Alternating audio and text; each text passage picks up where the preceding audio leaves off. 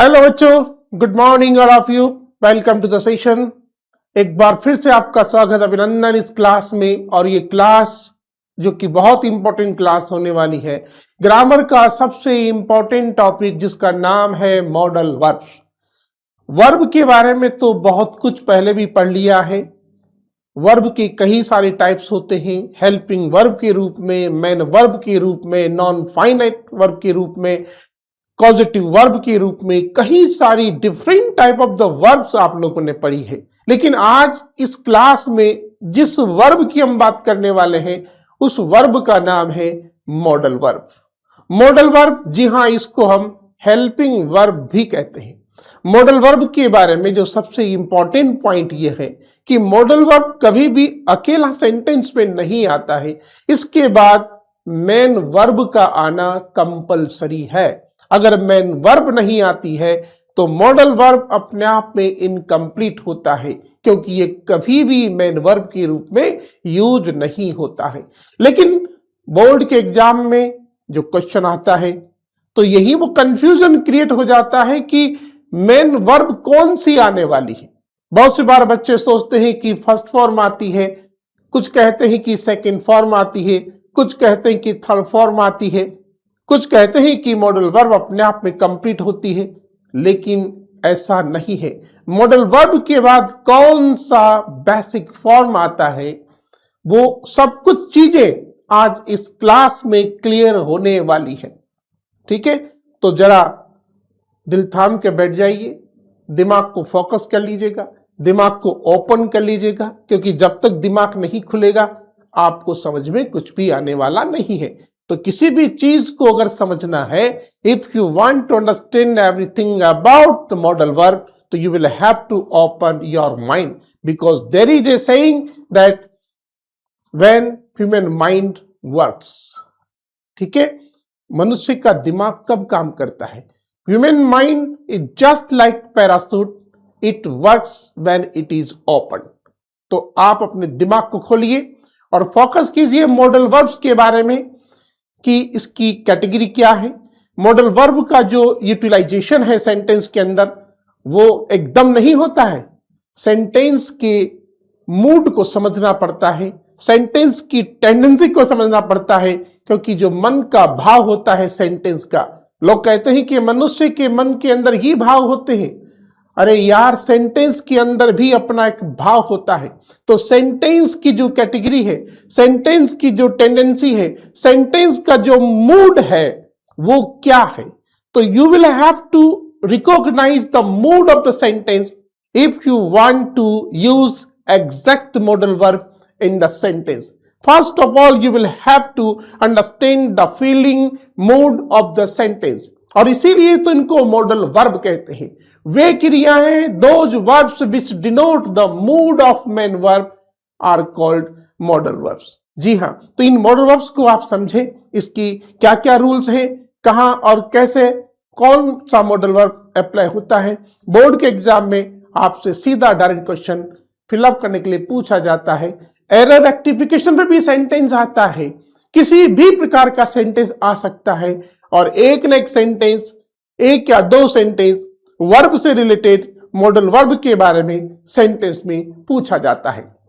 तो let's start the modal verbs. Modal verbs की definition क्या है?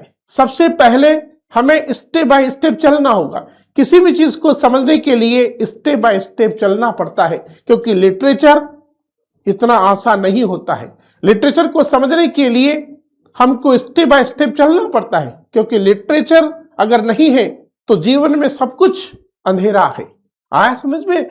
लिटरेचर साहित्य होता है, और literature is called the mirror of society, और इसीलिए उसको सोसाइटी का मिरर ऐसा ही नहीं कहा जाता, क्योंकि लिटरेसी के अंदर आप अपने कल्चर की एक ग्लिम्स, एक झलक देख सकते हैं, और इसी के अनुसार आपको पता चलता है कि आप किस रास्ते पर जाने वाले हैं, आपका कल्चर क्या है, आपका डिसिप्लिन क्या है। मॉडल वर्ब में हमें यही सीखने को मिलता है। लिटरेचर हमको यही सिखाता है।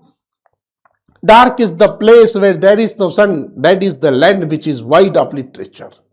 That is why you will have to get knowledge about the literature. ठीक है, ओके, चलिए अब जो मॉडल वर्ब की डेफिनेशन है वो क्या है कि those verbs those verbs which are यानी which denote the mood of main verbs are called modal verbs. ऐसी जो वर्ब होती है जो मूड को दर्शाती है, डिनोट करती है मेन वर्ब का, उसको मॉडल कहते हैं। This is the type of the modal verbs can, could, may, might, shall, will, should, ought to, would, must, indeed, dare not और used to। ये मॉडल वर्ब है बेटा। ये जितने भी मॉडल वर्ब्स हैं इनका हमें यूज करना पड़ेगा। इनके बाद आने वाली वर्ब कौन सी होती है, इन्हीं दो तीन इस इंपॉर्टेंट कॉन्सेप्ट पर ही आपको ध्यान देना पड़ेगा।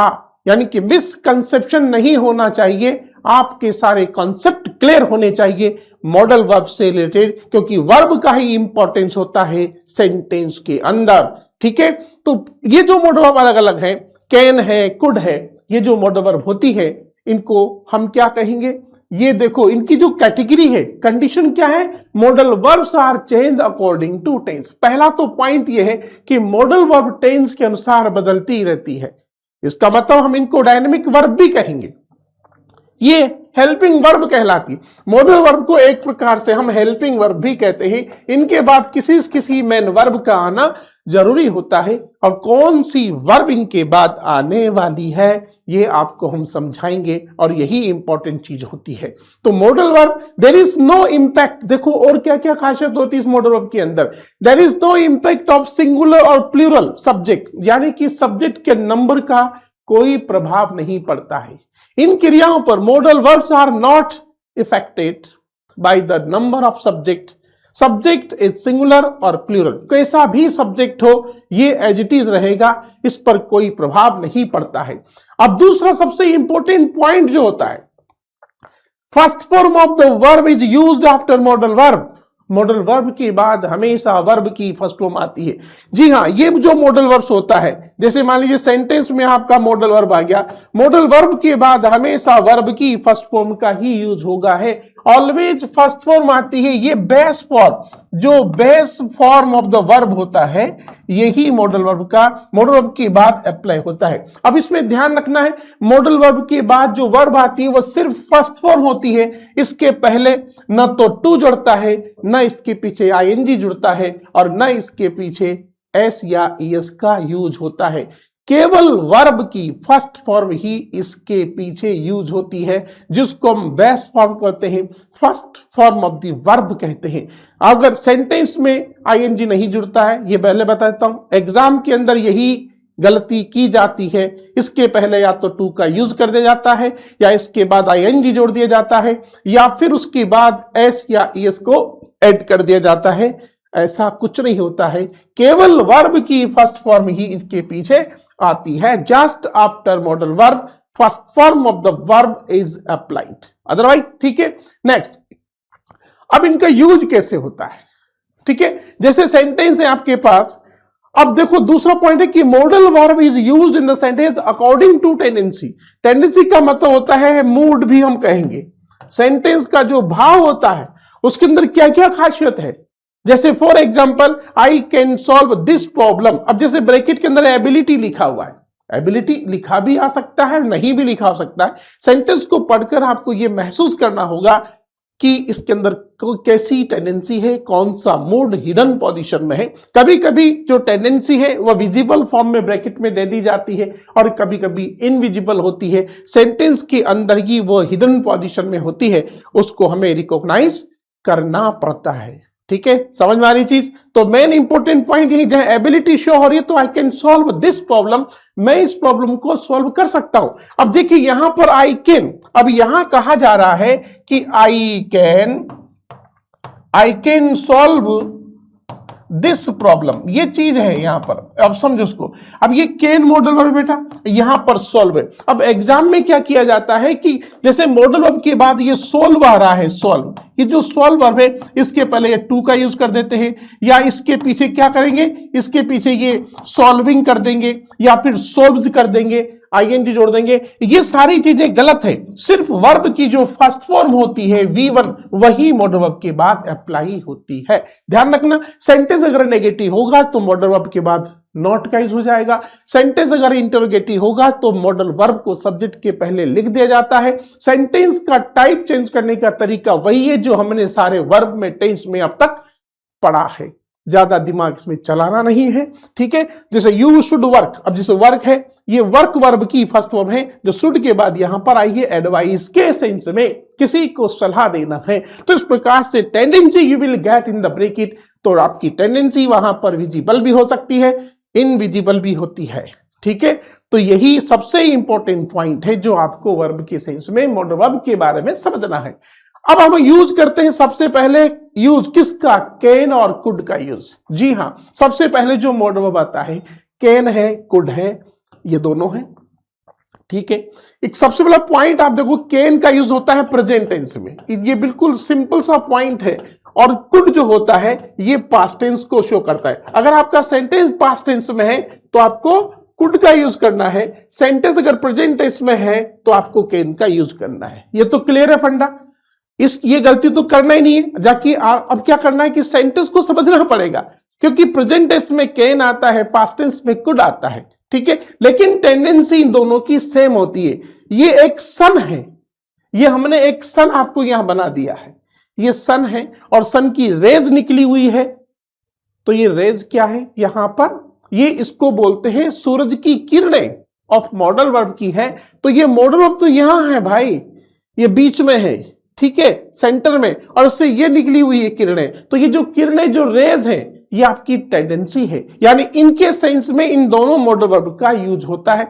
जैसे definite permission, in the sense of definite permission, in the sense of ability, capacity, in the sense of power, strength, ठीक है, क्लेवरनेस एंड स्किलनेस। ये व्यक्ति की क्या है, टेंडेंसी है, मूड है। अगर सेंटेंस कहते इनका कोई भाव सेंटेंस के अंदर है तो वहां पर कैन और कुड का यूज होगा। लेकिन इसके लिए आपको टेंस का भी विशेष ध्यान रखना पड़ेगा। If the tense is present then can will be applied, if the tense is past you are to use could. ध्यान रखना इस चीज का। जैसे for example, Seema could run very fast in her young age, अपनी यंग एज में, ये past की बात हो रही है ना। तो देखो यहां तो क्या है कि जो एबिलिटी है, उसकी जो कैपेसिटी है, वो यहां पर ब्रैकेट के अंदर नहीं है, इनविजिबल है। समझना सेंटेंस को, वो अपनी यंग एज में सीमा बहुत तेज दौड़ सकती थी, अब नहीं दौड़ सकती। पास्ट एबिलिटी को शो किया जा रहा है, that is hidden in the sentence. Second sentence, Hari is a strong man, he can lift this box. देखो अगर यहां पर ब्रैकेट के अंदर एबिलिटी आ जाती है, अब एबिलिटी कैसे भी हो सकती है, आपकी मेंटल एबिलिटी भी हो सकती है, फिजिकल एबिलिटी भी हो सकती है, कुछ भी कैपेसिटी एबिलिटी आ सकती है। लेकिन यहां तो विजिबल नहीं है ना, यहां तो इनविजिबल है। क्या है, इसी सेंटेंस में इनविजिबल फॉर्म में सेंटेंस क्या कह रहा है, Hari is a strong man. Strong man, strong समझ में ना, हरी एक मजबूत आदमी है, मजबूत है तो उसकी फिजिकल कैपेसिटी की बात हो रही है। तो फिजिकल कैपेसिटी यहां पर हिडन है, इनविजिबल है, आपको सेंटेंस के नीचे छिपी हुई है। यहां स्ट्रॉन्ग के नीचे छिपी है उसकी एबिलिटी। ये स्ट्रॉन्ग वर्ड समझा रहा है कि यहां पर उसकी फिजिकल कैपेसिटी की बात की जा रही है।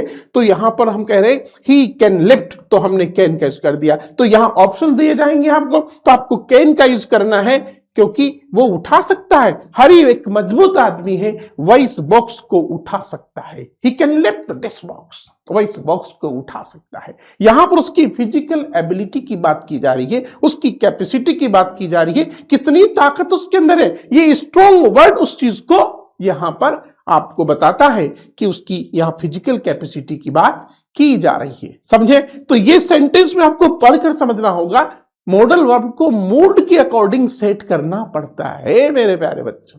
समझ में आई चीज? तो ये सबसे इंपॉर्टेंट चीज अगर इस समझ में आ जाती है तो आप आसानी से समझ सकते हैं। सारे के सारे ये टेंडेंसी है सेंटेंस में आपको समझना होगा, ठीक है। इसके बाद में ये कैन कुड की बात हो गई। कैन कुड बहुत सिंपल है, सिंपल है, केवल टेंस को समझना है, कैपेसिटी उसकी टेंडेंसी को समझना है। अब हम बात करते हैं मे और माइट की। इसमें भी सेम वही पोजीशन है। सेंटेंस अगर प्रेजेंट है तो आपको मे का यूज करना है, अगर सेंटेंस आपका पास्ट टेंस है तो यहां पर आपको माइट का यूज करना है, ठीक है। माइट का यूज हो जाएगा, मे माइट का यूज होगा। इनकी टेंडेंसी क्या है, ये इसकी भी सारी मूड है। ब्लेसिंग के सेंस में किसी को आशीर्वाद देना हो तो ब्लेसिंग के सेंस में मे आता है। किसी को अगर आप पर्पस शो करना हो, आपको पॉसिबिलिटी को शो करना है, प्रोबेबिलिटी है, फॉर्मल परमिशन के सेंस में, ठीक है। सेंस में, और कर्ज करना हो, किसी को विश करना हो, शुभकामनाएं देना हो, फॉर्मल परमिशन देना लेने के लिए भी मैं का यूज होता है। ठीक है, प्रेजेंट टेंस है तो मैं आएगा, लेकिन ध्यान रखना ब्लेसिंग के सेंस में किसी को विश करना हो, किसी को कर्ज करना हो, तो इस सेंस में हमेशा ही मे का यूज होता है, माइट नहीं आता इसमें, ध्यान रखना इस चीज का। ठीक है, अब यहां पर एक बात और समझना है, जो माइट का यूज है, माइट का एक जनरल फैक्ट यह है कि माइट पास्ट टेंस में तो आता ही आता है, माइट है ही मे का पास्ट टेंस, तो भाई पास्ट टेंस में तो माइट का यूज होता ही होता है, इसमें कोई दिक्कत है ही नहीं। Might is always in used in past tense, but sometimes might can be used in present tense, but in what condition, ये आपको समझना पड़ेगा, ये एक इसका स्पेशल रूल है। देखो माइट, बात आती कि माइट का यूज पास्ट टेंस में तो होता ही है, ये तो सबको पता है। अगर आपका सेंटेंस पास्ट है तो माइट तो वहां पर आएगा इसी, ये तो जनरल फैक्ट है ना, ये तो सबको समझ में आ रहा है। लेकिन माइट को एक स्पेशल पोजीशन क्या है कि might can be used in present tense also, might का यूज प्रेजेंट टेंस में भी होता है, लेकिन फिर किस सेंस में होगा भाई, in what sense might is used in present tense, तो उसकी भी कंडीशन दो है।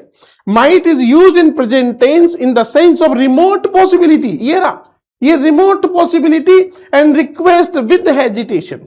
देखिए दो सेंस ऐसे होते हैं, एक तो होता है आपका रिमोट पॉसिबिलिटी और रिक्वेस्ट विद हेजिटेशन, दूरस्थ, दूर की संभावना, जहां संभावना कम है, पॉसिबिलिटी लेस देन मे की अपेक्षा जहां संभावना कम होती है वहां माइट का यूज होता है, इसी को कहते हैं रिमोट पॉसिबिलिटी। देखो पॉसिबिलिटी के सेंस में तो मे आएगा, सेंटेंस में पॉसिबिलिटी का भाव है, तो रिक्वेस्ट विद हेजिटेशन, सब्जेक्ट के पहले माइट का यूज होता है जब हम किसी से रिक्वेस्ट करते हैं लेकिन मन में थोड़ा सा हेजिटेशन है कि यार ये चीज कोई दे न दे, मांग तो रहा हूं, रिक्वेस्ट भी कर रहा हूं, लेकिन रिक्वेस्ट करने के बावजूद भी सामने वाला न दे, ये भाव हमारे मन में पहले से ही है कि वो चीज दे सकता है या नहीं दे सकता। ये जो हेजिटेशन है, इस हेजिटेशन के चलते अगर हम किसी मॉडल वर्ब का यूज करते हैं तो वो है माइट, तो रिक्वेस्ट विद हेजिटेशन। जैसे फॉर एग्जांपल है there are clouds in the sky, अब यहां सेंटेंस क्या कह रहा है कि आसमान में बादल है, तो यहां पर पॉसिबिलिटी का भाव आ रहा है, ये रहा पॉसिबिलिटी, तो इट मे रेन, बरसात हो सकती है, संभावना है, because there are clouds in the sky, आसमान में बादल है ना, आसमान के काले उमड़ते बादलों को देखकर हम संभावना व्यक्त कर रहे हैं, पॉसिबिलिटी एक्सप्रेस कर रहे हैं कि हाँ यार काली घटाएं आ रही है, बरसात आ सकती है यार, पानी बढ़ सकता है, संभावना है, सिचुएशन को देखकर हमने, तो ये संभावना ज्यादा है, इसका परसेंटेज ज्यादा है, 90% पॉसिबिलिटी है, लेकिन द स्काई इज क्लियर। अब जैसे मान लीजिए मैंने कहा कि अगर पास्ट टेंस है, अगर मान लीजिए यहां पर आर की जगह हम वर का यूज कर देंगे तो यहां पर माइट का यूज हो जाएगा, ये तो हम जानते हैं क्योंकि पास्ट टेंस में माइट तो आता है ना, यानी कि पास्ट टेंस में माइट तो आएगा, लेकिन प्रेजेंट टेंस में भी माइट आता है। जैसे सेंटेंस क्या है, the sky is clear it might rain, बस आसमान साफ है, हाल फिलहाल तो साफ है, संभावना किसकी, कितनी कम संभावना बरसात होने की है, आसमान साफ है, the sky is clear it might rain, you can't use may here, आप यहां मे का यूज नहीं कर सकते कि बरसात हो सकती, नहीं लिख सकते क्योंकि संभावना कम है, पॉसिबिलिटी लेस देन मे है, कम पॉसिबिलिटी है, that is why might will be applied in sentence in the sense of remote possibility. ठीक है, सेंटेंस अगर आपका प्रेजेंट में है तब भी। दूसरा है मे यू गेट सक्सेस, किसी को विश करना हो, शुभकामनाएं देनी हो तो मे का यूज करेंगे। अब ये दूसरा, ये जो सेंटेंस आप समझे, यहां देखिए सो दैट पर्पज के सेंस में, टू शो पर्पज, उद्देश्य बताने के लिए मे और माइट का यूज होता है। इस कंडीशन में देखो दो सेंटेंस सो दैट से जुड़े होते हैं, किससे जुड़े होंगे, सो दैट से जुड़कर आते हैं, और सो दैट का मतलब होता है ताकि, वी ईट हम खाते हैं, ताकि वी में लिव हम जी सके। अगर ये सेंटेंस पास्ट में हो तो यहां माइट हो जाएगा। जैसे फॉर एग्जांपल, जैसे Tina went to Agra so that she visit the Taj. तो यहां पर क्या होगा, तो यहां पर आपका उद्देश्य बताने के लिए माइट का यूज होगा, क्योंकि श्री टीना वेंट टू आगरा, टीना आगरा गई, सो दैट ताकि शी माइट विजिट दी ताज, वो ताज की यात्रा कर सके। पास्ट को बता रहा है, क्योंकि सो दैट के पहले वाला सेंटेंस पास्ट में है, इसलिए यहां पर भी माइट का यूज हो गया। अगर सो दैट के पहले वाला सेंटेंस अगर प्रेजेंट में है तो सो दैट के बाद में का यूज होगा। इस कंडीशन में ये सेंटेंस सो दैट से जुड़ा होता है, जो कि एक कंजक्शन है, जो कि एक कंजक्शन है, जो कि पर्पज को शो करता है। किसको शो करता है? पर्पज को शो करता है। तो ये बहुत इंपॉर्टेंट मॉडल वर्ब है। सो दैट के सेंस में टू एक्सप्रेस पर्पज ये यूज हो जाता है। आगे समझ में। और यहां इसके बाद वर्ब की फर्स्ट फॉर्म आएगी, तो यहां भी एरर किया जा सकता है आपके सेंटेंस में, एग्जाम में यहां भी एरर किया जा सकता है। ठीक है, एरर यहां माइट की जगह मे का यूज करके आप सेंटेंस को एरर उसमें क्रिएट कर सकते हो। माइट के बाद वर्ब की सेकंड फॉर्म यूज करके आप यूज कर सकते, कंफ्यूज किया जाएगा, क्योंकि यहां पास्ट है तो आप सोचेंगे यहां भी पास्ट होगा। कभी कभी सेंटेंस में माइट विजिटेड भी आ जाता है, आप सोचेंगे पास्ट में तो जा रहा है, सेंटेंस में एरर है ही नहीं। लेकिन आप याद रखें, मॉडल वर्ब के बाद आने वाली वर्ब हमेशा फर्स्ट फॉर्म होती है, क्योंकि माइट ऑलरेडी पास्ट टेंस है ना, तो माइट के बाद सेकंड फॉर्म का कोई यूज नहीं बनता है। समझ में आई चीज? ये में और माइट है। रिक्वेस्ट विद हेजिटेशन के सेंस में आता है, आप समझना सेंटेंस को, हालांकि एग्जाम में कम आता है, लेकिन रिमोट पॉसिबिलिटी का भाव ज्यादा सेंटेंस में आ जाता है। ठीक है, चलिए इसके बाद में हम देखते हैं आगे नेक्स्ट मॉडल वर्ब शैल और विल। शैल और विल के बारे में सबसे एक कंफ्यूजन है कि देखो शैल और विल बेटा क्या है कि फ्यूचर इंडेफिनिट की हेल्पिंग वर्ब के रूप में भी आते हैं दोनों। ये दोनों वर्ब हेल्पिंग वर्ब बनती है ना फ्यूचर इंडेफिनिट में। फ्यूचर इंडेफिनिट में इनका यूज होता है एज ए हेल्पिंग वर्ब, वहां पर इनका सब्जेक्ट आई और वी के साथ शैल आता है, बाकी सेकंड और थर्ड पर्सन सब्जेक्ट के साथ में विल का यूज होता है। ठीक है, होता है। लेकिन जब मॉडल वर्ब के रूप में इन दोनों वर्ब का यूज होता है तो ये अपने सब्जेक्ट बदल लेती है। आई वी के साथ यहां पर क्या आएगा, देखो आई वी के साथ आपको विल का यूज करना है, बाकी सेकंड व थर्ड पर्सन सब्जेक्ट के साथ में आपको शैल का यूज करना पड़ेगा। तब ये कलर्ड फ्यूचर को बताती है। कैसा फ्यूचर? Coloured future. जब आई वी के साथ जब ये हेल्पिंग वर्ब के रूप में फ्यूचर इंडेफिनिट में आती है तो ये वहां पर प्योरली क्या बोलते हैं उसको, ऑर्डिनरी फ्यूचर को बताती है। लेकिन जब ये मॉडल वर्ब के रूप में आती है तो कलर्ड फ्यूचर कहलाती है। कलर्ड फ्यूचर, रंगीन भविष्य, भविष्य को रंगीन कर देती है। तो इसी रंग लग जाता है ना इसमें। तो कौन सा रंग लगता है? एक तो डिटर्मिनेशन का रंग लगता है, दृढ़ निश्चयता बताने के लिए। थ्रेट किसी को धमकी देना हो, किसी को वार्निंग देना हो, किस पक्का इरादा काम करने का हो, या किसी से कोई प्रॉमिस आप करते हैं, तो इन सेंस में मॉडल वर्ब का यूज होता है। लेकिन सब्जेक्ट का विषय ध्यान रखना पड़ेगा, आई वी के साथ विल, बाकी सबके साथ शैल। लेकिन फ्यूचर इंडेफिनिट में आई वी के साथ शैल और बाकी सबके साथ विल।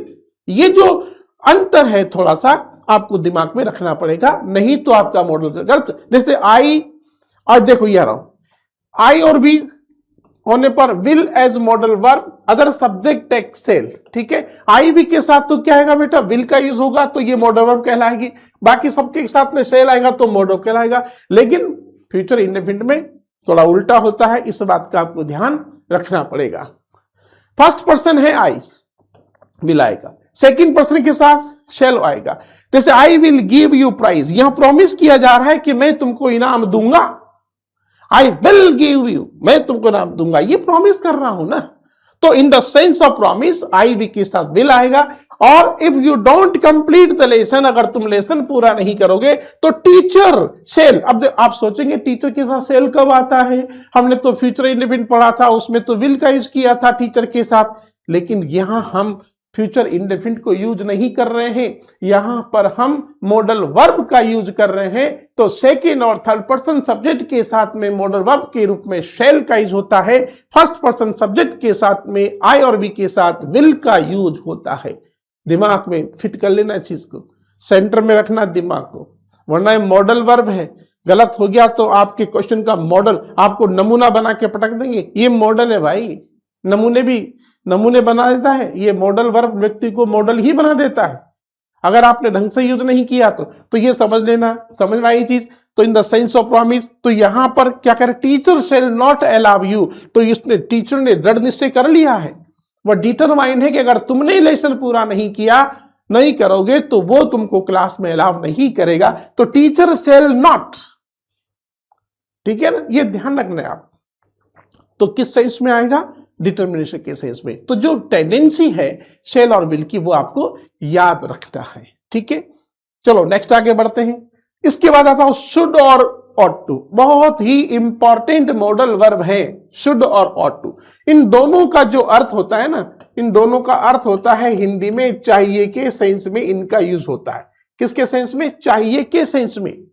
एडवाइस, देखो शुड का यूज डिजायरेबिलिटी के सेंस में होता है, ड्यूटी के सेंस में होता है, और हैड बेटर, ये बहुत इंपॉर्टेंट चीज है, हैड बेटर के सेंस में भी शुड का यूज होता है, डिजायरेबिलिटी के सेंस में शुड का यूज होता है, ड्यूटी के सेंस में शुड का यूज होता है, लेकिन ought to रेस्पॉन्सिबिलिटी के सेंस में आएगा। लेकिन रेस्पॉन्सिबिलिटी कैसी, ये खुद की जिम्मेदारी है, जिसको हम यहां पर मोरल ड्यूटी भी कहेंगे। क्या कहेंगे, मोरल ड्यूटी के सेंस में भी ought to आता है। और शुड में ought में अंतर क्या है, इसके पीछे to आता है, इसके पीछे to नहीं आता है, इसलिए यह भी एरर के फोल्ड पर ज्यादा दिया जाता है। आपको याद होना चाहिए किसी भी मॉडल वर्ब के पीछे टू नहीं आता, केवल दो मॉडल वर्ब ऐसे हैं जिनके पीछे टू आता है। एक तो हमारा ought to है, एक तो ought to है, और दूसरा है used to, ठीक है। ये दो मॉडल वर्ब ऐसे हैं बेटे जिनके पीछे टू आता है, बाकी किसी के पीछे भी टू नहीं आता है। ये आपको ध्यान रखना है, और कहीं भी टू नहीं आता है, ध्यान रखना इस चीज का, ये काफी इंपॉर्टेंट चीज है। यही कंफ्यूज करती है आपको एग्जाम में, और इस टाइप के सेंटेंस एग्जाम में आए हैं और आते हैं, आपको कंफ्यूज करते, जानबूझकर ऐसे सेंटेंस बोर्ड के एग्जाम में दिए जाते हैं। बोर्ड के एग्जाम में नहीं, बल्कि जितने भी कंपटीशन होते हैं, कोई सा भी कंपटीशन हो जहां पर ग्रामर आती है, चाहे वो एसएससी का हो, चाहे आपका रेलवे का हो, चाहे कुछ भी हो, जो भी कंपटीशन आगे देते हैं उनमें भी चीजें आती है, ठीक है। अब देखो डिजायरेबिलिटी, अब समझो सेंटेंस को, शुड इज यूज, एक और इंपॉर्टेंट चीज है, लेस्ट वर्ड होता है। देखो बेटा, should is used after lest in condition, है ना, in conditional sentence, but lest express negative meaning, so not is prohibited, so not is prohibited after should. ध्यान रखिए, एक कंजक्टिंग इसको इस प्रकार से लिख सकते हैं, जैसे मान लीजिए सेंटेंस में कहीं लेस्ट का यूज हो जाता है, तो लेस्ट के बाद जो ब्लैंक होगा उसमें 100% शुड का यूज होता है। अब लेस्ट खुद एक नेगेटिव मीनिंग प्रोवाइड करता है। कौन सा नेगेटिव मीनिंग प्रोवाइड कर रहा है, कहीं ऐसा ना हो कि, क्या अर्थ होता है लेस्ट का, कहीं ऐसा न हो कि। तो जब ये खुद नेगेटिव है तो यहां पर कभी कभी ये नोट का यूज कर देते हैं, जो गलत है। शुड के बाद कभी भी नोट नहीं आता है, क्योंकि लेस्ट और शुड, लेस्ट वर्ड अपने आप पे नेगेटिव मीनिंग देता है, इसलिए इस बात का भी आप ध्यान रखें। ये एक इंपॉर्टेंट चीज है जो एरर रेक्टिफिकेशन पे बोर्ड के एग्जाम में आती है। हाँ समझ में। नेक्स्ट जैसे मूव फास्ट, अब जैसे सेंटेंस दे रहा हमें, ये जो वेरी इंपॉर्टेंट सेंटेंस होता है, ये तो आ ही जाता है एग्जाम में, ये सेंटेंस इंपॉर्टेंट, जैसे मूव फास्ट, जल्दी करो, जल्दी चलो, लेस्ट यू, यहां ब्लैंक मिलेगा, मिस द बस, जल्दी करो, जल्दी चलो, कहीं ऐसा ना हो कि तुम्हारी बस मिस हो जाए। अब ये एग्जाम में क्या करेंगे, जैसे मान लीजिए ये सेंटेंस है, move fast, लेस्ट you should not miss the bus, ठीक है। ये सेंटेंस दे दिया। अब आपसे कहेंगे तो ठीक करो भाई, ये लो ठीक करो, ये एरर एक्सप्रेस दे दिया, और यहां पर लिख दिया इन्होंने एरर, और यहां लिख दिया है करेक्शन, लिख दिया करेक्शन। अब क्या गलती हो गई, गलती क्या हो गई कि यहां पर जो है ये शुड के बाद नोट का यूज कर दिया गया, जो कि एरर है, यानी नोट नहीं आएगा, तो यहां पर नोट एरर है। क्या है, नोट एरर, तो क्रॉस करो। करेक्शन क्या होगा, क्रेस, यानी कि नोट की जगह जीरो होगा, तो ये आपका करेक्शन करना पड़ेगा। लेस्ट के साथ हमेशा शुड आता है, नॉट नहीं आता है, इस बात का भी ध्यान रखना है। लेस्ट के साथ हमेशा शुड आता है, कुड नहीं आता है, वुड नहीं आता है, माइट नहीं आता है, जिंदाबाद है शुड। तो लेस्ट के बाद शुड हमेशा जिंदाबाद होता है। लगाओ नारा जिंदाबाद, लेस्ट के बाद शुड जिंदाबाद, पक्का फिक्स रूल है। और इसका सेंटेंस एग्जाम में आता ही आता है, आपको ध्यान रखना है। वर्क हार्ड लेस्ट की शुड फेल, ठीक है। अगर मान लीजिए ये शुड बॉर्डर वर्ब है, ये फेल वर्ब है, इसके पीछे इसके पहले न टू लगता है न इसके पीछे आईजी जुड़ता है, अगर फेलिंग कर दिया जाए यहां तो भी गलत हो जाएगा, क्योंकि मॉडल वर्ब के बाद तो आने वाली वर्ब में आईएनजी लगता ही नहीं। टू लगा दिया जाए वर्ब की फर्स्ट फॉर्म से पहले तो भी गलत हो जाएगा, क्योंकि मॉडल वर्ब के बाद तो टू आता ही नहीं।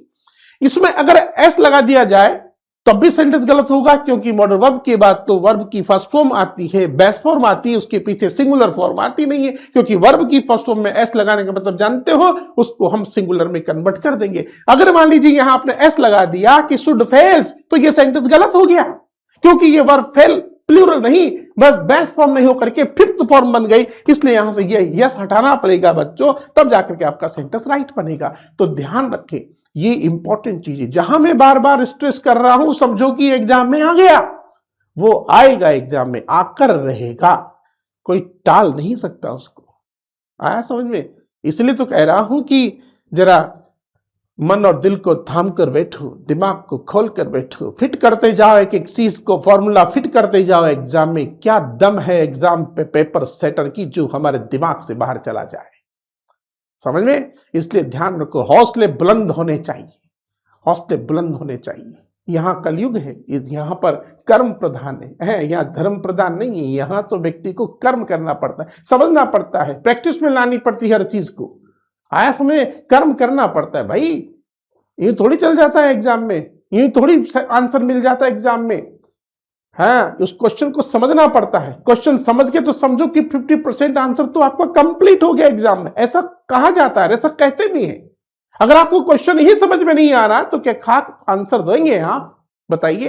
तो आपको आंसर आ ही नहीं सकता। इसलिए first of all you will have to understand the nature of the question, right.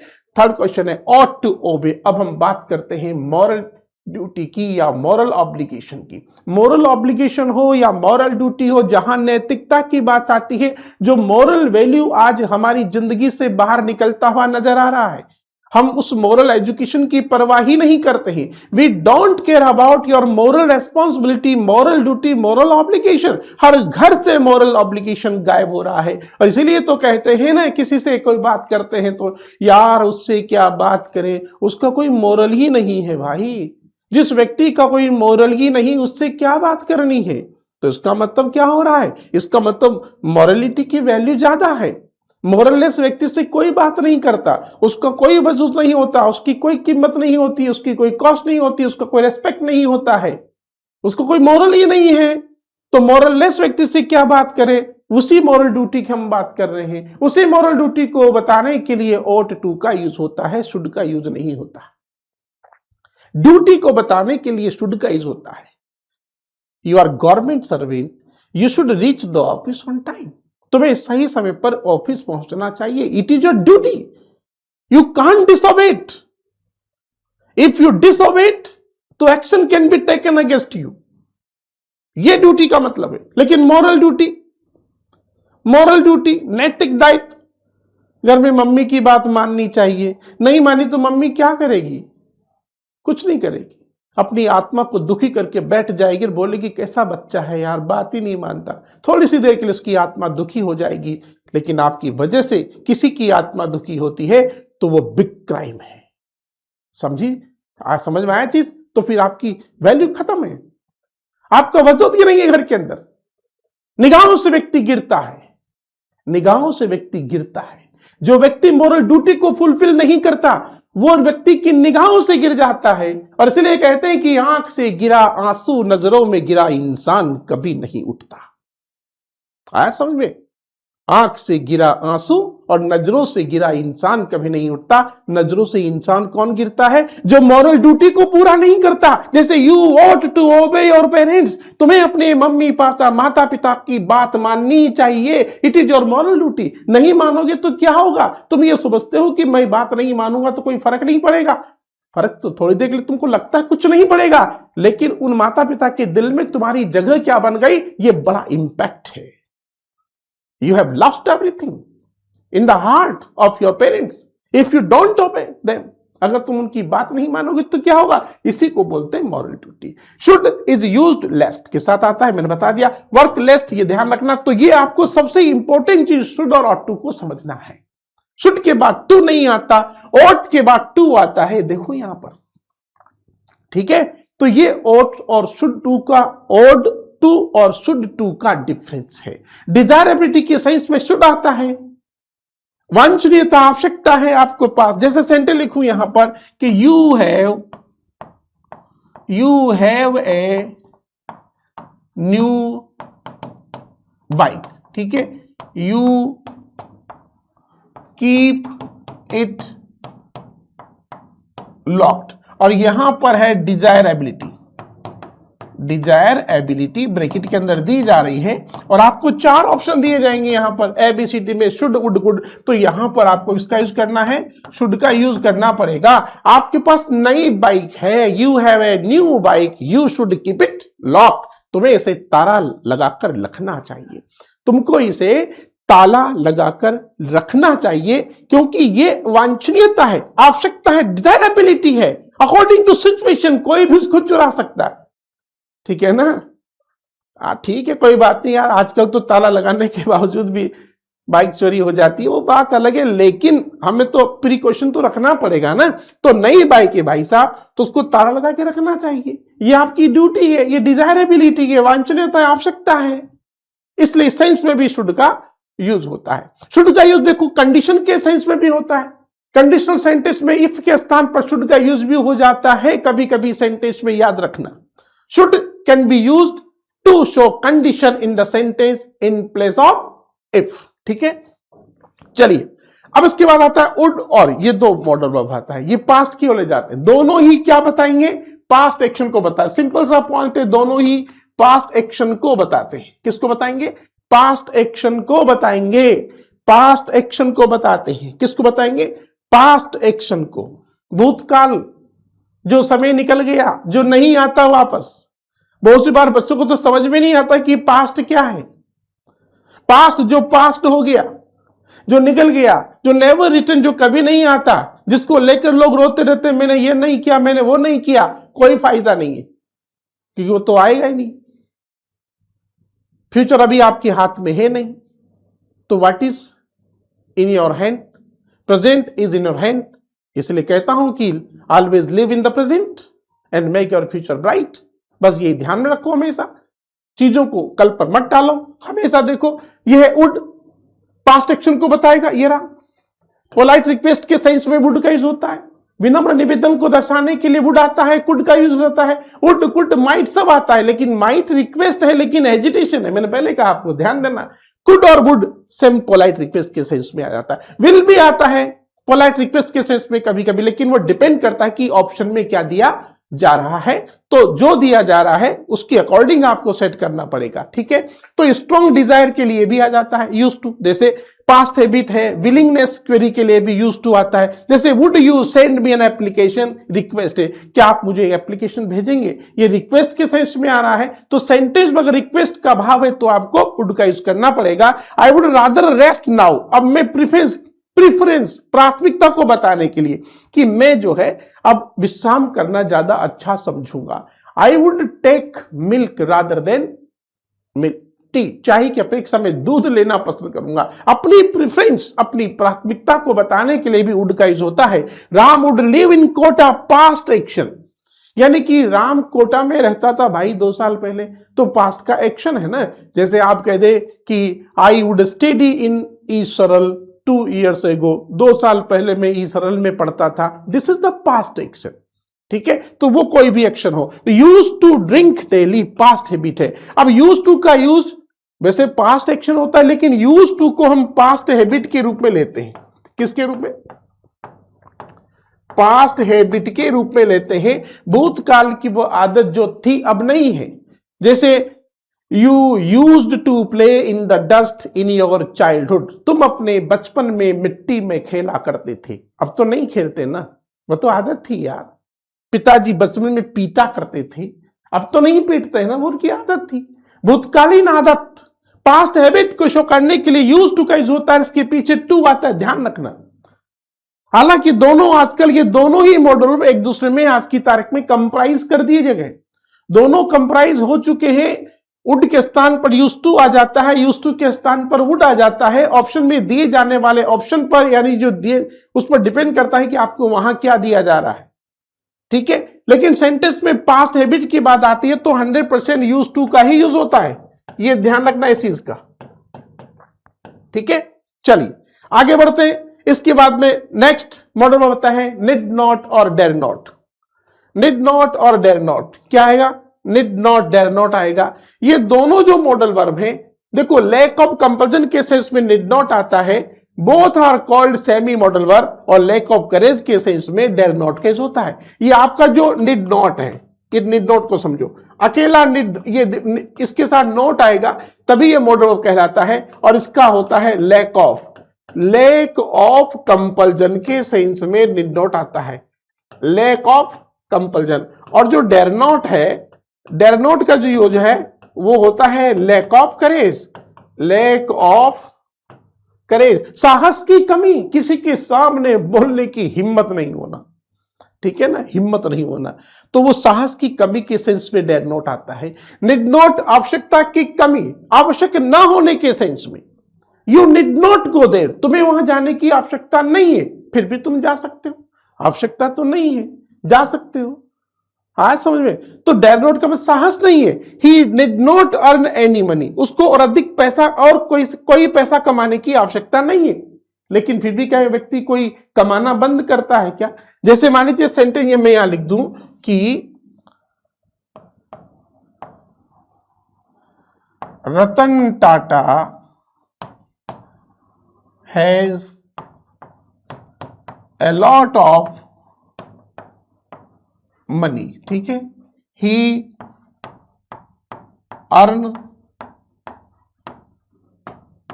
any more, उसको अधिक कमाने की आवश्यकता नहीं है। तो यहां पर क्या आएगा? यहां पर निड नॉट आएगा। आप ये नहीं कह सकते कि मस्ट नॉट अर्न, उसे कमाना नहीं चाहिए, खतरा हो जाएगा। मस्ट नॉट का मतलब प्रोहिबिशन होता है, पैसा कमाना प्रोहिबिटेड नहीं होता। ऐसा थोड़ी कि ज्यादा कमा लेंगे तो खतरा हो जाएगा या कोई गड़बड़ हो जाएगी, ऐसा तो नहीं। तो आवश्यकता नहीं है, लेकिन फिर भी उस काम को किया जा सकता है। जैसे Ravi dare not speak before his father, Ravi की हिम्मत नहीं होती उसकी पापा के सामने बोलने की, तो साहस की कमी के सेंस में डेयर नॉट आता है। तो ये दोनों के साथ नोट आता है हमेशा। फिर अकेला डेयर, अकेला नीड कभी भी मॉडल वर्ब नहीं है, इसलिए नोट का यूज करके दोनों को यहां पर हम सेमी मॉडल वर्ब कहा जाता है। इन दोनों को सेमी मॉडल वर्ब कहते हैं।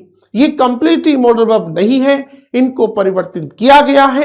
नीड अपने आप में एक वर्ब है, ठीक है। डिड नॉट का यूज करते ही ये हो गया। अगर ये सिंपल वर्ब के रूप में आएगी तो फिर अकॉर्डिंग टू टेंस चेंज हो जाएगी, लेकिन डिड नॉट कभी भी कोई फर्क पड़ने वाली चीज नहीं है। इस पर सेंटेंस के नंबर का कोई इंपैक्ट नहीं आने वाला है। तो डेयर नॉट और निड नॉट दोनों ही। अब निड नॉट आगे बढ़ते हैं। इसके बाद आता है must. Must very important model, बहुत ही इंपॉर्टेंट मॉडल वर्ब है जो एग्जाम में आता ही आता है। ध्यान रखना, जो इंपॉर्टेंट मॉडल वर्ब है ना, वो है कैन, कुड, मस्ट और शुड और मे। ये वो मॉडल वर्ब है जो बहुत इंपॉर्टेंट है। कैन, कुड, मस्ट, शुड, मे, ये 5 मॉडल वर्ब है। कैन, कुड, मस्ट, शुड, मे, ये 5 मॉडल वर्ब बहुत इंपॉर्टेंट है और इन्हीं के ही सेंटेंस एग्जाम में आते हैं। इनके अलावा दूसरों पर आपको फोकस करने की जरूरत नहीं है। ये 5 मॉडल का यूज ही आप सीखेंगे तो आपका मॉडल वर्ब से रिलेटेड कोई सा भी सेंटेंस हो आप उसको कर सकते हो, ठीक है। अब देखो मस्ट का यूज कहां होता है? मस्ट का यूज भी हिंदी में बोलेंगे तो चाहिए होता है। मस्ट यूज होता है कंपल्जन के सेंस में, किसी भी काम पर कंपल्जन करने के लिए, उसको बाध्य करने के लिए, दबाव बढ़ाने के लिए। ऑब्लिगेशन के सेंस में, जिसको स्ट्रॉन्ग ऑब्लिगेशन बोलते हैं या स्ट्रॉन्ग पॉसिबिलिटी भी कह सकते हो। कमांड के सेंस में मस्ट आता है, कंपल्सरी के सेंस में नेसेसिटी, श्योरिटी, और स्ट्रॉन्ग पॉसिबिलिटी के सेंस में ही मस्ट बी देयर, उसे वहां होना चाहिए। The light is on in the room, he must be in the room, he must be there, उसे वहां होना चाहिए। Indian team is the strongest सबसे मजबूत है, it must win the match, इसे मैच जीतना ही चाहिए, कंपलसरी है ना, मजबूत ही है। तो स्ट्रॉन्ग पॉसिबिलिटी का भाव आता है तो वहां भी मस्ट आता है। कोई भी काम करना अनिवार्य है, कंपलसरी है, उस सेंस में मस्ट का प्रयोग होता है। और एक सबसे बड़ी चीज इसका होता है प्रोहिबिशन, ये सबसे इंपॉर्टेंट फैक्टर होता है इसका, क्योंकि प्रोहिबिशन के सेंस में हमेशा मस्ट के साथ में नोट का यूज होता है। और बेटा ये निड नोट का अपोजिट है, अभी हमने निड नोट पढ़ा है, तो ये मस्ट नोट निड नोट का अपोजिट है। निड नोट में तो उस काम को करने की आवश्यकता नहीं होती है, फिर भी उस काम को किया जा सकता है, लेकिन मस्ट नोट का यूज करेंगे तो उस काम को नहीं करना चाहिए, ऐसा भाव यहां पर होता है। तो मस्ट नोट एक प्रकार से निड नोट का अपोजिट है, ठीक है। अब जैसे सेंटेंस है students must not resort to copying, विद्यार्थियों को नकल नहीं करनी चाहिए एग्जाम में, प्रोहिबिशन है, यहां पर ये प्रोहिबिशन है, यानी आपको प्रोहिबिशन किया जा रहा है, प्रोहिबिटेड किया जा रहा है, तो in the sense of prohibition. क्योंकि अगर आप एग्जाम में नकल नहीं करनी चाहिए करोगे तो क्या होगा बता, खतरा होगा ना, आपको वहां से भगाया जा सकता है, आपका एग्जाम कैंसिल किया जा सकता है, आपको रेस्ट्रिकेट किया जा सकता है नकल करते हुए पाएंगे तो। इसलिए तो बोलते हैं कि मस्ट नॉट कॉपी, नहीं करनी चाहिए। Indian team must win the team match जीतना चाहिए क्योंकि मजबूत टीम है। All the girls must attend the function, सभी लड़कियों को फंक्शन अटेंड करना चाहिए, यानी कि ये कमांड है। जब कोई भी कमांड किया जाता है, आज्ञा दी जाती है, आदेश दिया जाता है, उसके लिए भी मस्ट का यूज होता है, यानी मस्ट नॉट प्रोहिबिशन के सेंस में होता है। जैसे सेंटेंस आपको आ जाए, जैसे मैं एक सेंटेंस लिखूं आपको, जैसे सेंटेंस है यहां पर हम लिखे ये सेंटेंस, जैसे it is an electric wire, ठीक है, यू टच इट, तुम्हें इसे नहीं छूना चाहिए। तो यहां पर आपको ऑप्शन, वहां पर मस्ट नॉट भी होगा, शुड नॉट भी होगा, कैन नॉट भी होगा, तो आपको क्या लेना है, मस्ट नॉट लेना है। आप शुड नॉट नहीं है कि नहीं छूना चाहिए, सलाह थोड़ी है, एडवाइस थोड़ी दे रहा है कोई भी। ये इलेक्ट्रिक वायर है, ये एक बिजली का तार है, तुम्हें इसे छूना नहीं चाहिए, ये प्रोहिबिटेड है मामला, आपको कोई व्यक्ति प्रोहिबिटेड कर रहा है, अगर ऐसा नहीं करना चाहिए, ऐसा करोगे तो फिर खतरा है। शुड नॉट टच नहीं कहा जा सकता, एडवाइस थोड़ी है, मानो तो मानो, नहीं तो नहीं मानो, ऐसा थोड़ी होता है। तो आप सेंटेंस का मूड समझना पड़ेगा, ये प्रोहिबिशन का सेंटेंस है। कैसा है, जो जब किसी को हम किसी काम को करने के लिए प्रोहिबिटेड करते हैं तो मस्ट नोट का यूज होता है। किसी काम को करना कंपलसरी है, उसमें कंपेल किया जा रहा है, या उसमें आपको ऑब्लिगेटरी है, तो फिर वहां मस्ट का प्रयोग किया जाता है। तो सेंटेंस को आपको समझना पड़ेगा कि उसमें क्या भाव है। तो सारे मॉडल वर्ब भाव के अकॉर्डिंग ही आपको सेट करने हैं। टेंडेंसी जो सेंटेंस के अंदर हिडन होती है या विजिबल होती है, उसको देखकर फिर जो ऑप्शंस आपको मॉडल वर्ब्स के दिए जा रहे हैं, या जो ब्रैकेट में आपको सब्जेक्टिव फॉर्म में ब्लैंक में फिलअप करवाए जाएंगे, उनको समझकर ही आपको सेट करना होगा। तो ये सारे मॉडल वर्ब की टेंडेंसी से जो हमने यहां पर पढ़ी है। अब हम डिस्कस करते हैं कुछ इंपॉर्टेंट क्वेश्चंस पर कि किस टाइप के क्वेश्चन एग्जाम में आते हैं, उस पर डिस्कस करते हैं। फर्स्ट क्वेश्चन है, I visit Delhi but I am not much sure. Sentence क्या कर रहा है, लेकिन मैं ज्यादा अपने आप में निश्चित नहीं हूं। तो क्या आएगा यहां पर, आई माइट विजिट। देखो ये पॉसिबिलिटी लेस देन में है, संभावना कम है ना, कि आई माइट विजिट दिल्ली, मैं दिल्ली की यात्रा कर सकता हूं लेकिन निश्चित नहीं हूं। इसका मतलब संभावना कम है। तो जब रिमोट पॉसिबिलिटी का भाव होता है, मैंने जब बताया आपको, जब सेंटेंस में रिमोट पॉसिबिलिटी का भाव आता है, रिमोट पॉसिबिलिटी का सेंस हो, तो फिर प्रेजेंट टेंस होने के बावजूद भी आपको माइट का ही यूज करना होगा। तो आपका बी ऑप्शन इसमें राइट है। ओके, नेक्स्ट क्वेश्चन है, ही कम टुमारो। अब यहां पर वो कल आ सकता है, देखो सेल, माइट, मस्ट, केन। अब देखो आपका दिमाग दौड़ेगा कि यहां मैं भी तो आ सकता है ना सर, आप ये भी तो कहेंगे यहां मैं भी आ सकता है, लेकिन मैं आएगा कैसे, लेकिन ऑप्शन में तो सिर्फ माइट ही दे रखा है ना। अगर मान लीजिए यहां पर मस्ट की जगह मैं दिया जाता तो फिर माइट नहीं होता, क्योंकि सेंटेंस में ऐसा कोई भी आगे सेंटेंस नहीं लिखा जिससे यह शो होता हो कि वो उसकी आने की संभावना ज्यादा ही है। अगर मान लीजिए सेंटेंस यहां पर ये होता, जैसे हम कहते हैं यहां पर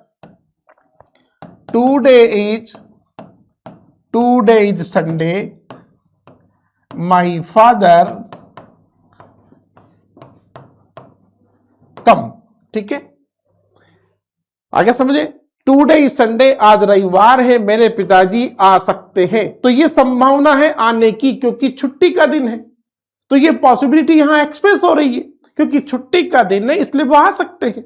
आया समझ में? तो यहां पर पॉसिबिलिटी उसकी 95% पॉसिबिलिटी है या 92 93 जो भी, क्योंकि संडे की वजह से आने की संभावना उसकी ज्यादा है। लेकिन अगर संडे की जगह यहां मंडे कर दिया जाए तो फिर छुट्टी का दिन नहीं है, तो फिर माइट आ सकता है। लेकिन यहां तो कह रहे हैं कि ही माइट कम टुमारो, वो कल आ सकता है, वो नहीं भी आ सकता है, तो आने की संभावना उसकी कम है। लेकिन ऑप्शन में सिर्फ माइट दिया हुआ है, that is why you have to select might. आया समझे? तो ये ऑप्शन पर भी डिपेंड करता है कभी कभी कौन सा मॉडल वर्ब वहां पर दिया जा रहा है। ठीक है, चलिए आगे बढ़ते हैं। He tell his father the truth. अब यहां पर ए आंसर है, क्या है देखो, वो उसके पिताजी को सत्य बता सकता है। अरे सत्य बताने की हिम्मत कहां होती, बहुत सौ की नहीं होती है, तो मैं हो सकती नहीं, लेकिन यहां पर उसकी हिम्मत नहीं है। Dare not, he dare not tell his father the truth. पिताजी को सत्य बताने की साहस उसके अंदर नहीं है, तो ये लैक ऑफ क्या है, ये लैक ऑफ करेज है। ठीक है, लैक ऑफ करेज के सेंस में डेयर नॉट आएगा। आगे समझ में? अगर मान लीजिए एग्जाम में यहां इस प्रकार से आ जाए सेंटेंस आपको कंफ्यूज करने के लिए, ये ऐसे भी आ जाते हैं, he dares not tell his father the truth, तो भाई साहब गलती हो गया सेंटेंस, क्योंकि डेयर आ रहा है, क्योंकि अब ये डेयर जो है, डेयर अपने आप एक वर्ब भी होती है जिसका मतलब होता है चैलेंज करना, किसी को चैलेंज करना होता है, चुनौती देना। तो एक ये वर्ब की फर्स्ट फॉर्म में टेंस के रूप में आएगा तभी इसके साथ एस लगता है। यहां नॉट आ गया, ये सेमी मॉडल वर्ब के रूप में आई हुई है, इसलिए यहां पर ये गलती हो गई। इसलिए आपको एरर को फाइंड आउट करने के लिए आपको ये फॉर्मेट दिया जाएगा और यहां पर वही एरर लिखा जाएगा, फिर करेक्शन आएगा। तो यहां पर आपको क्या करना पड़ेगा, ये जो डेयर्स नॉट है इसको उठा करके आपको डेयर नॉट में कन्वर्ट करना पड़ेगा, क्योंकि डेयर नॉट एक सेमी मॉडल वर्ब है, इसलिए इसके साथ कभी भी एस नहीं लगता है। This is very important point, याद रखना, बस एक नंबर पक्का। ठीक है, चलिए नेक्स्ट क्वेश्चन है, we don't know whether the primitive man, मैं नहीं जानता कि आदिम काल की जो लोग थे वो खेती भी कर सकते थे। और यहां कुड देखो, ऑप्शन है इसमें D, man could plough the fields, खेती भी कर सकते थे। मैं नहीं जानता हूं कि प्राइमिटिव लोग, आदिम काल के लोग खेती भी कर सकते थे। अब ये तो नहीं कह सकते ना यूज टू नहीं आएगा, बहुत से बच्चे यूज टू लेने का प्रयास करेंगे। यूज टू तो पास्ट एक्शन है, क्या ऐसा था? अरे पहले तो ऐसा था ही नहीं चलन, बड़ी मुश्किल से धीरे धीरे इन्वेंशन हुआ है, तो यहां पर कुड ही 100% राइट है। नेक्स्ट है how you say must think, क्या आएगा इसमें बताओ, can be, must be, dare, क्या आएगा इसमें, ए और डी। ठीक है, क्या है, ए और डी। देखो ही तो बोथ ए और डी आएगा इसका, ए और डी। कैन भी आ सकता है, डेयर भी। ही, how can you say such a thing, how dare you say. ठीक है, दोनों ही आ सकते हैं। तो यहां पर सेंस में भी इस टाइप के सेंटेंस भी आपके मॉडल वर्ब के रूप में सेंटेंस में पूछे जाते हैं। समझ में आ रहा ही नहीं आ रहा ना क्वेश्चन, ऐसे समझो, समझने पड़ेंगे आपको। यू गो होम नाउ, अब यहां पर सी ऑप्शन जा रहा है, सी में, यू में गो होम नाउ, ये फॉर्मल परमिशन है। क्या है, फॉर्मल परमिशन।